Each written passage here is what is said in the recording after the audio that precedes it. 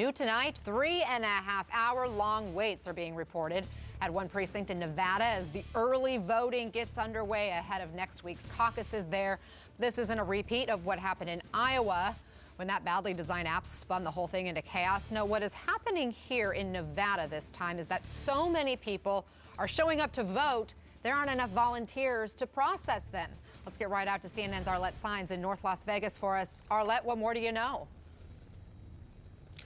Well, Anna, early voting kicked off here in Nevada today, and at least at one precinct's location, a high school in Las Vegas, some voters were waiting in line for up to 3.5 hours. There were about 6 volunteers on site at that location, and one of the volunteers saying that they needed more people there to help process these voters. Now, a spokeswoman for the Nevada State Democratic Party said that they were unaware exactly of those long lines at that location, but that turnout has been high across the state, and they are going to try to dispatch additional volunteers to try to speed up some of those wait times. They said that if you are in line when closing time comes for voting, you will get to vote today. Now, there are about 80 locations across the state where Nevadans can go to cast their early vote between today and Tuesday. This is the first time that early voting has been featured in the caucuses, and so certainly the party will be keeping a close eye on those early voting lines and wait times in the coming days as they're trying to avoid a repeat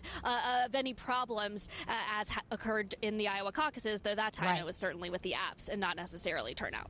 And on that note, there's been a lot of questioning still about these state-issued iPads, sort of the solution in place of the app that went, everything went wrong with in Iowa. What more can you tell us about concerns regarding this new technology Nevada's going to give a try?